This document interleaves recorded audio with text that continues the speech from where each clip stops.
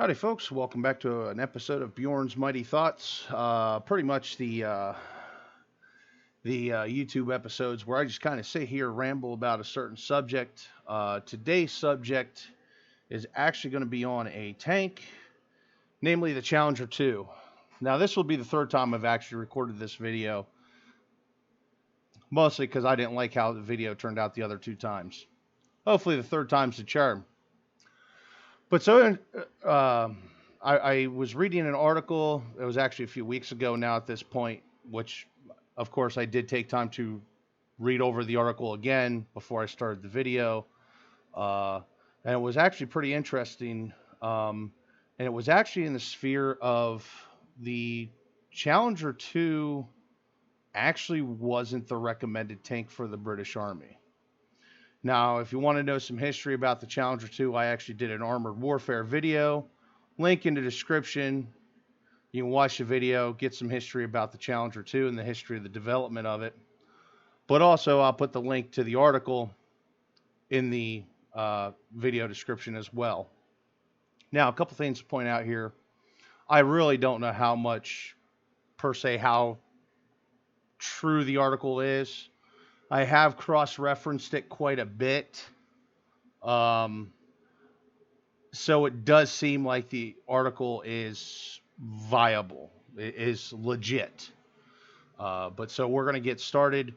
So the Challenger 2, when the British Army was looking for replacements for the Challenger 1 and the chieftains that were in service, because understand at the time, even though Challenger 1 was phasing out the chieftain, there were still some chieftains in service. Basically, the Challenger 1s that were in service was to phase out the last of the chieftains, and then they were going to get a new MBT to bolster the numbers.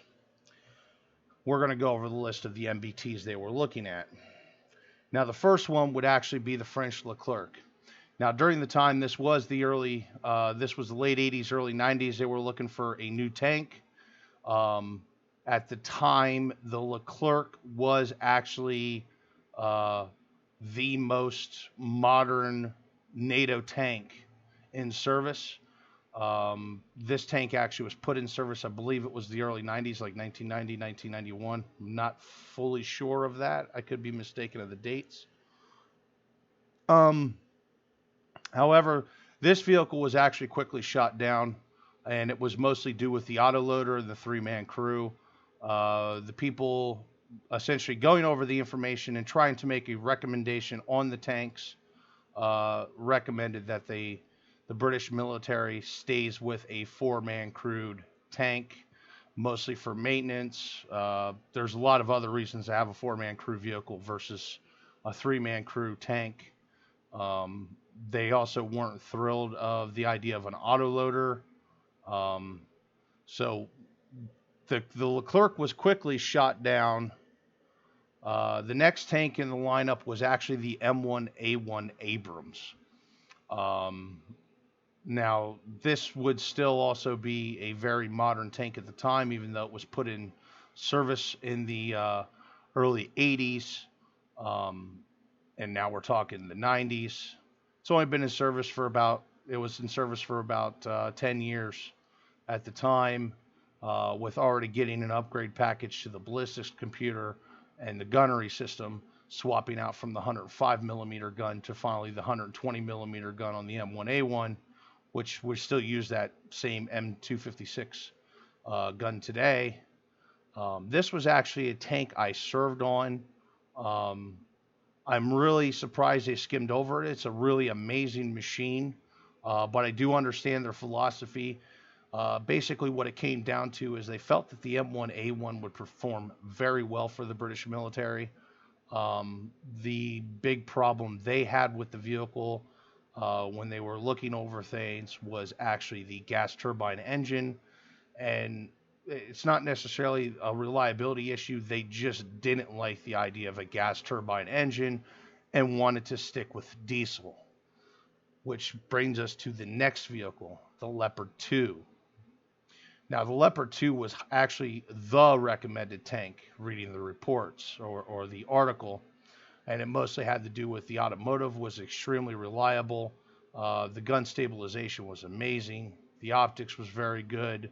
The gun was very good, and actually it was a smooth bore gun. That's actually one thing they were leaning heavily towards, and that's actually one reason they liked the Abrams as well, was because of the smooth bore gun, which I'll get into here in a bit.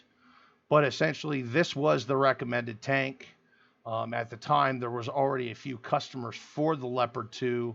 Also, at the time, there was already upgrade packages for the Leopard 2, plus additional upgrade packages being in the process of R&D at the time. So it was actually interesting to hear the Leopard 2 being put on the list as one of the tanks they wanted, and it actually being shot down, considering how many countries have actually adopted the Leopard 2 for service, including Canada and Sweden. So, yeah, now we're going to get to the tank the British military picked, or, well, more or less the Ministry of Defense, which was the Challenger 2. Now, actually, this vehicle was a private venture from Vickers Armstrong. It does have a 120 millimeter main gun. However, it is a 120 millimeter rifled gun, which can't shoot the NATO standard ammunition that the rest of the NATO countries uses.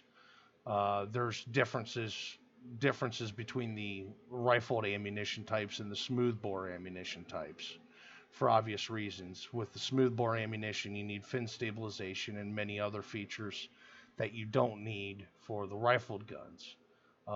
Now, that being said, the rifle gun had one advantage, and that was it could fire Hesh. I don't really know how much of an advantage you can consider that when I feel, with my experience, heat is actually just an all-round better round. And that's the case in the real world and personally in armored warfare. It's just that simple. Heat's the better round, especially for taking out lightly armored vehicles such as armored personnel carriers, things of that nature, reconnaissance vehicles, different types of tank destroyers, basically anything that really doesn't have hard armor. That the armor is good enough to stop autocannons and machine guns, but it's not good enough to stop a tank round. Now, from what I understand, the reason this article was recently put out there is because the British is actually looking to upgrade the Challenger 2.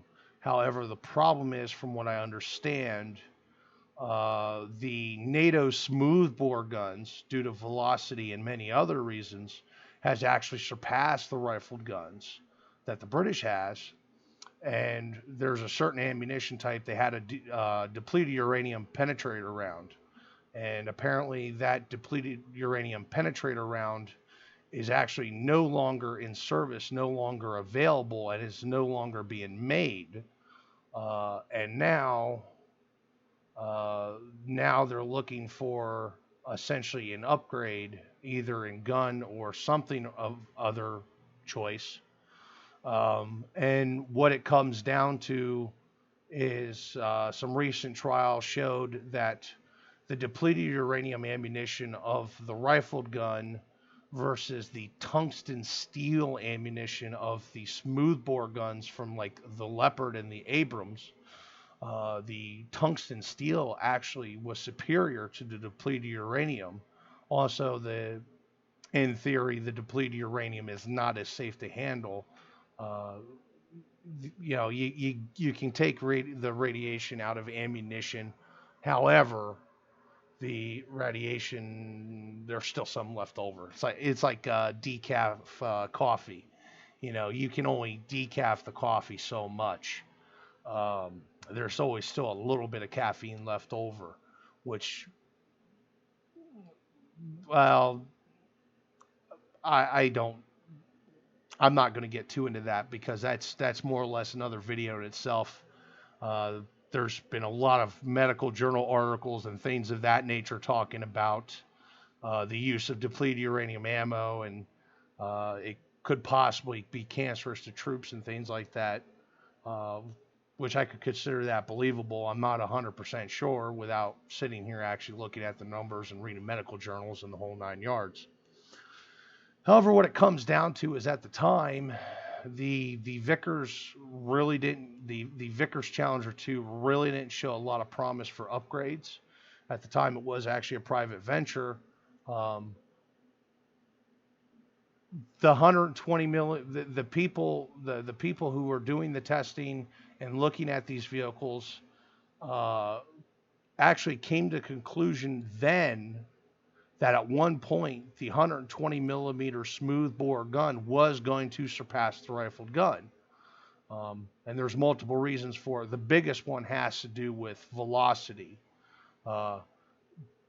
The accuracy, from what I understand from when I was in the service, the accuracy of the rifled gun is a little bit superior. However, it's marginal, especially when you're talking ranges of out to 3,500 plus meters. But at that range, the velocity is actually more important, and that's actually where the smoothbore gun actually showed its superiority early in its career. And it was showing, like I said, it was showing very good accuracy. And now the Germans, they've come out with a new L55 120 millimeter gun, which is showing even more superior still to the British 120 millimeter rifled gun. Now, obviously, the 120 millimeter British rifled gun is a bit older, as the L55 is a much newer gun, but it's also a much longer gun. It's actually got superior range, superior accuracy, and superior penetration, as I said about earlier with the tungsten steel ammo. And that therein lies the thing.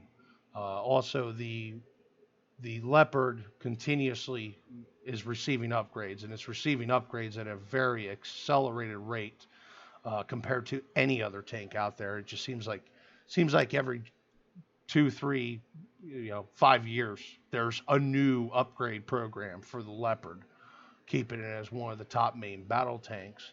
And when you start looking at main battle tanks, the Challenger 2 actually doesn't make the top 5, which is also interesting in itself, why they adopted the Challenger 2.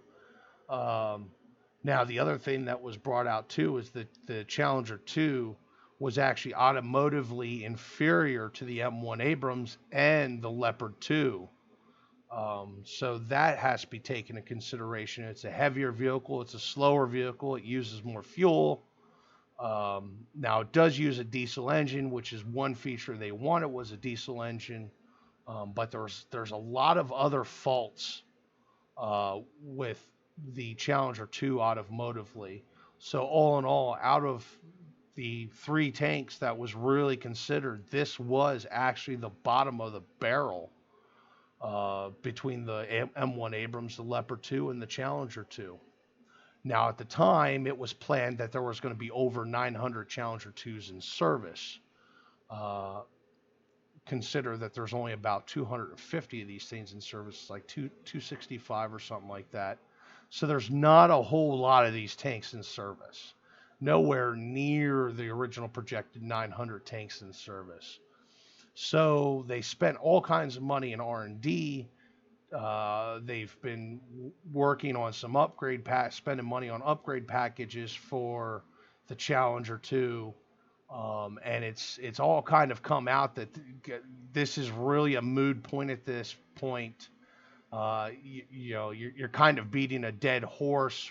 We recommended you people buy the Leopard 2 back in the 90s, and now you're doing whatever you can to keep the Challenger 2 in service, and you just can't do it. And the writer of the article, who apparently was the one who released the information and was one of the testers for the Board of Ordnance, he actually, by the end of the article, he recommended, listen, if you want to keep the Challenger 2 in service, do yourself a favor. Take off the rifled gun, put on the Leopard 120 L55 gun. So that was interesting. That it's like, if you want to actually upgrade this tank, this is how you do it. Don't screw around with R&D for like 250 tanks.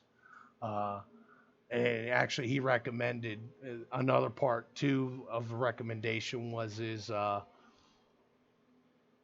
they next time they just buy a tank instead of R&D a tank.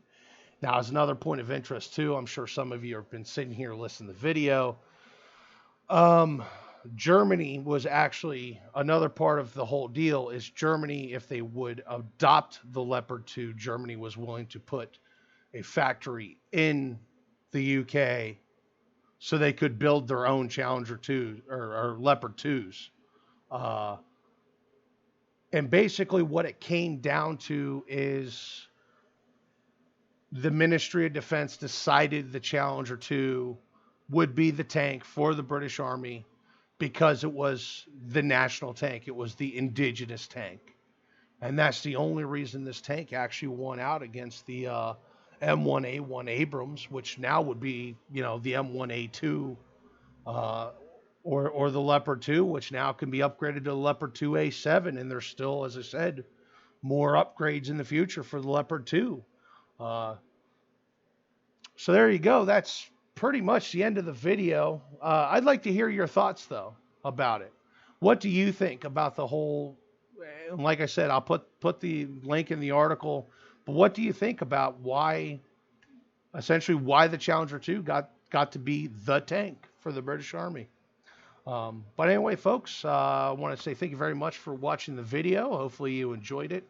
If you did, please hit the like button, share the video, subscribe, all that hoopla stuff that every YouTuber gives anymore about their YouTube videos. But once again, folks, I really hope you enjoyed the video. Thank you for watching, and I hope to see you for the next one.